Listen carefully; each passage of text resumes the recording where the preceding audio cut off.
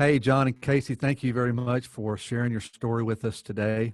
I know there's some difficult parts of the story that you're going to share, so I just want to thank you in advance for being willing to share the story. So, first question, as we're dealing with this commandment to honor your father and your mother, has it ever been hard for you guys to honor your parents?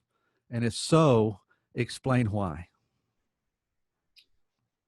Well, you want me to go? Yeah, go for um, well, I'll tell you a little bit about how I grew up.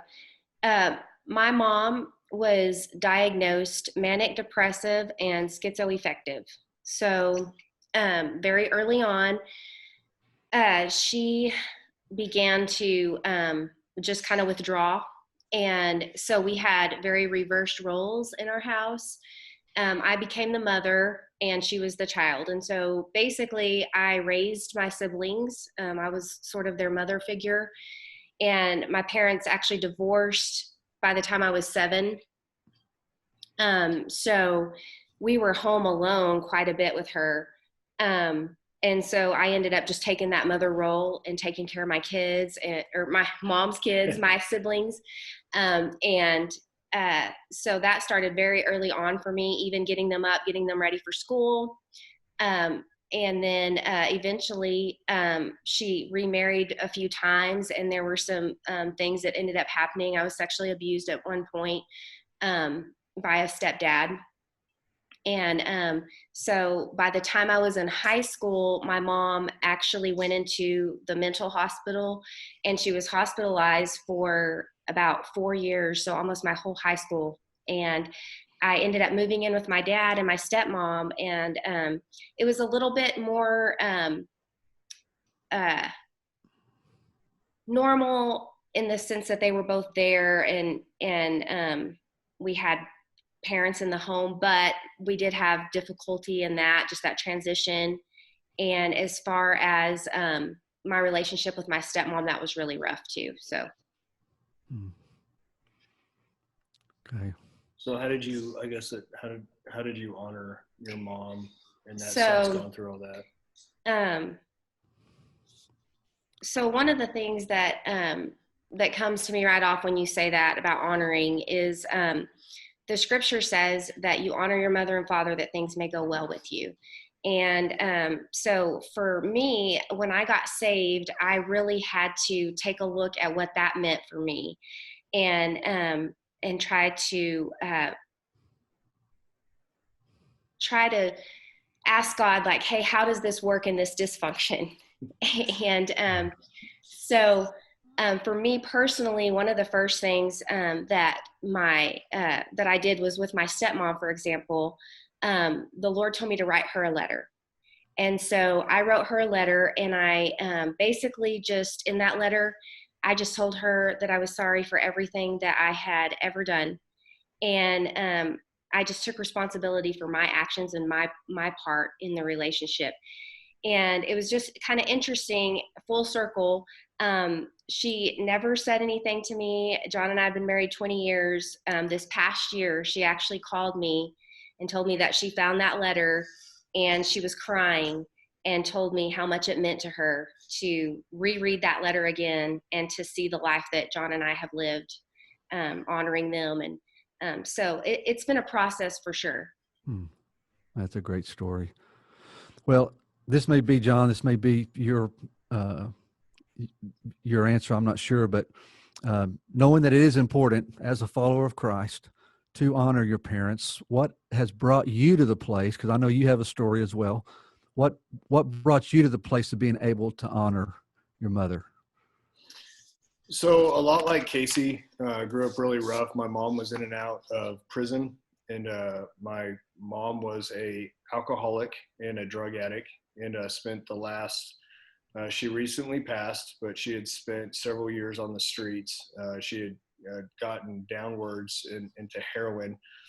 And my dad, when we were younger, is what I'd call a white collar drug addict, and worked real hard, but still did drugs. And so I had a lot of forgiveness issues, and I had an enormous amount of anger. It really fueled me through high school to play sports and college football. I had so much anger, it made me good, if that's kind of in a weird way. And as I got saved, I just hit a point in my life where I just recognized how much anger I had, and I had to let it go because I didn't want to live angry anymore. I could blow up on Casey or with the kids. It's not. I knew Christ was calling me to something better. And many years ago, I was just spending some time with the Lord. I was praying and I was journaling, and I was just in tears. And I said, Lord, you have to help me forgive my mom. I can't hold on to this anymore. Of all the years, because my mom hadn't been there and been a part of our lives, our entire marriage. She's only seen our oldest daughter, I think, twice, and maybe our youngest once. And I asked the Lord, I said, Lord, and I was just praying in the Spirit, and I said, Lord, I want to see my mom the same way that you see her. And at that moment, I literally had flashbacks of just all the stories and all the stuff. My mom, her mom abandoned her when she was little. My mom's dad committed suicide and shot himself when she was 12, and then she had to go clean out the car a couple weeks later. That really emotionally, obviously, was traumatizing. My mom had been abused. She got into drugs at a young age. She had multiple boyfriends. She didn't even know who my dad was when she had me. There was just a lot of things. And then several years later, my brother died. She got a divorce, my dad. So she lived an extremely traumatic life. And the Lord was showing me all these things that she had gone through. And he was just showing me how broken she was, and just showed me that because she was broken, she couldn't give what she didn't have. But the Lord served me. He said, but she loved you the best way she could. And at that moment, I felt that love and that peace in my heart to show like that the Lord loved her. And all of a sudden, like all that pain and all that hurt that my mom had caused all the years, it literally just went away. And I was just able to love my mom the same way that I felt like the Father was loving, because I was choosing to make that decision. And I want to make this really clear for people. In case you can contest it too, it's not easy, but I believe as Christians, if we're called to love and to forgive, and if we're really serious about our walk with the Lord, and that's where I was at, I said, Lord, I can't live like this anymore. And I made that decision. And at that moment, I literally just had peace. And from then on, I was able to love my mom.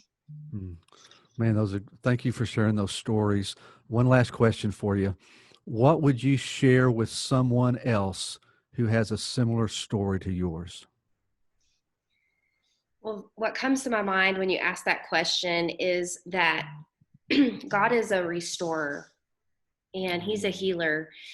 And when he gives us a command, it's always for our own good.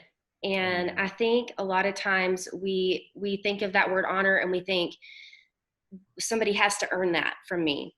And what God really ministered to me through my experience is honor is a choice. And so we have to choose to give that because he's asked that of us. And if he's asking it, then there's a legitimate reason. And so I'll tell you another quick story, but as I went through that process with my mom, I asked the Lord to heal my relationship with her. Years later, I was an adult, and I just said, God, heal this relationship.